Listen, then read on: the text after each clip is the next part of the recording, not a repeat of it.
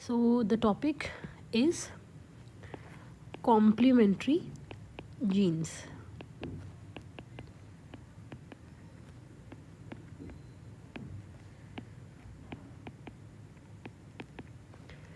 अब ये जो कॉम्प्लीमेंट्री जीन्स है एग्जैक्टली ये क्या है वो देखते हैं.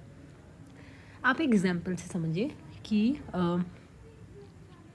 कॉम्प्लीमेंट्री जीन का जो एग्जाम्पल है that is flower colour in sweet P.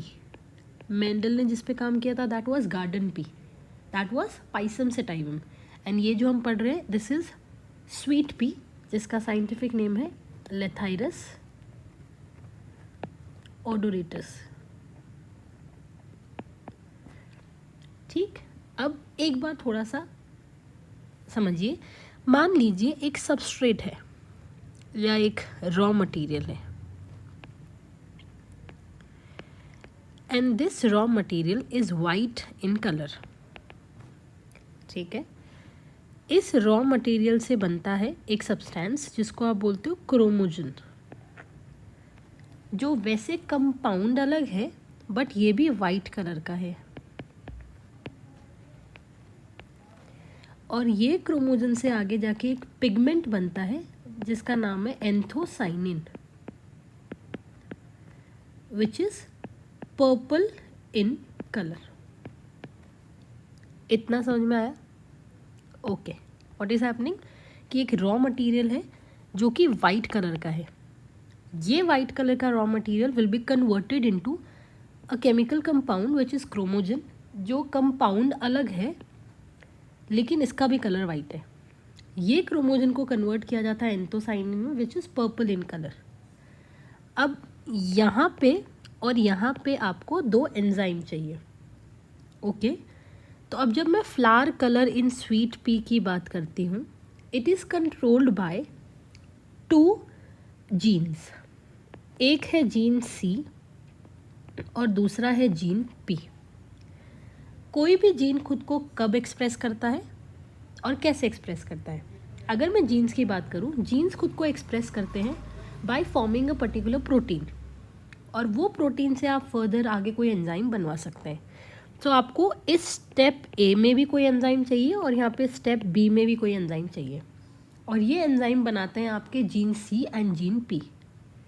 Okay, gene C जो एंजाइम बनाएगा वो यहाँ पे काम में आता है और जीन पी जो एंजाइम बनाता है वो यहाँ पे काम में आता है.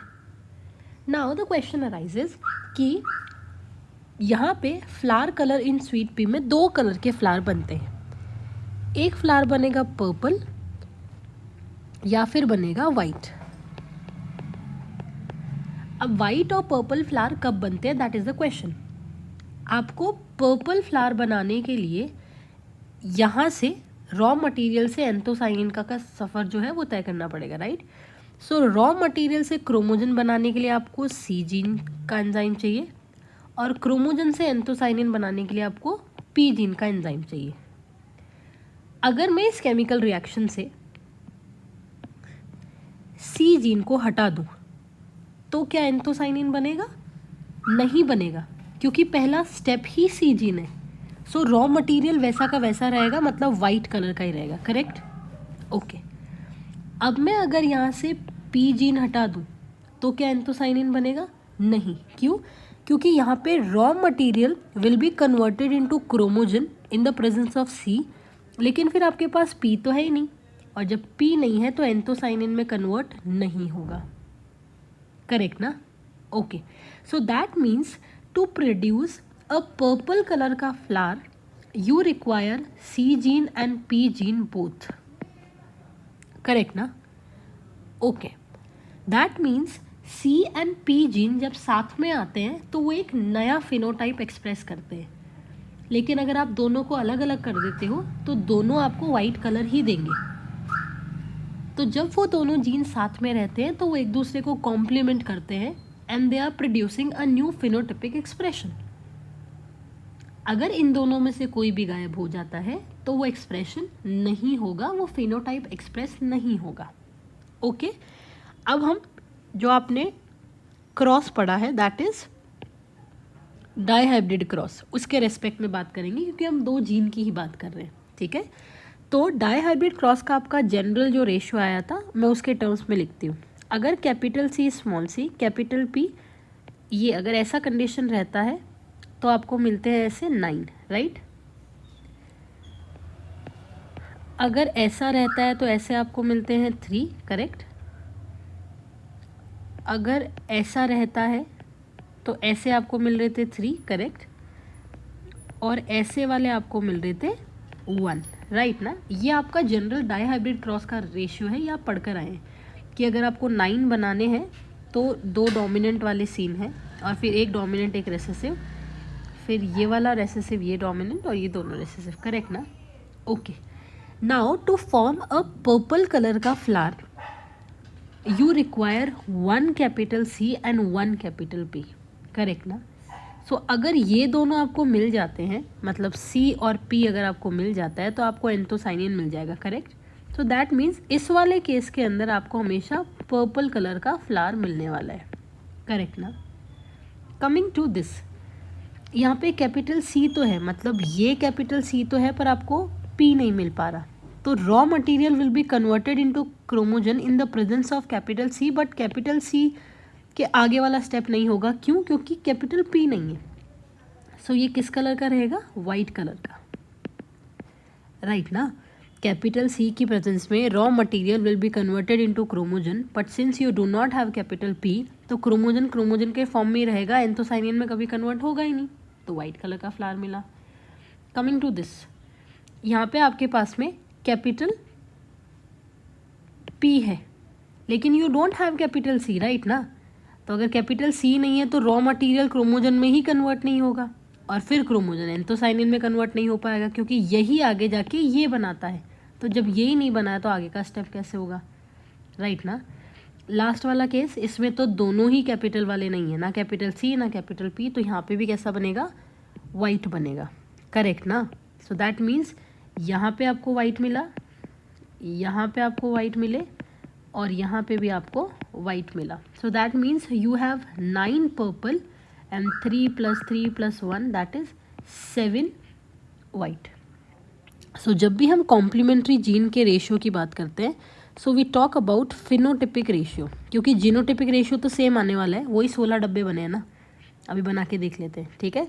तो फिनोटिपिक रेशियो क्या आएगा? 9:7, जिसमें 9 क्या है? पर्पल एंड 7 क्या है? वाइट। एक बार इसका क्रॉस करवा के देख लेते हैं, ठीक। चलिए, सो मान लीजिए you have male parent capital C small P, it is crossed with small C capital P, ठीक। ये क्या है? White, correct. ये भी क्या होगा? वाइट, करेक्ट, क्योंकि आपको एक कैपिटल सी और एक कैपिटल पी चाहिए। इसका गैमीट क्या बनेगा? कैपिटल सी स्मॉल पी, और इसका क्या बनेगा? Small C capital P. These are gametes, correct ना। इसको क्रॉस करवाओ, F1 बनाते हैं, capital C capital P small P. Now you have 1 capital C and 1 capital P, इसका मतलब ये कैसा बनने वाला है? पर्पल, करेक्ट ना। अब इसकी सेल्फिंग करवाते हैं। अगर इसकी सेल्फिंग कराते हो, so the gametes here will be capital C small C capital P small P. ये गैमीट मैं इधर भी लिख देती हूँ, क्योंकि सेल्फिंग हुई है तो दोनों साइड में सेम ही गैमीट जाएंगे।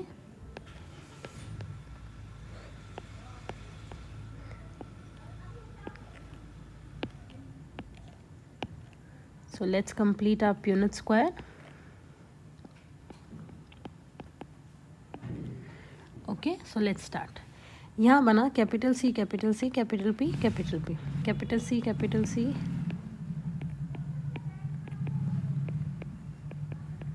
जल्दी से इसको कंप्लीट कर लेते हैं, so that we get to our conclusion कि एग्जैक्टली हो क्या रहा है। आप भी मेरे साथ में you can draw it, you can make your Punnett square so that it becomes easier for you all. एक बार मेरा स्क्वायर पूरा हो जाए, then will come to the topic कि एग्जैक्टली हो क्या रहा है।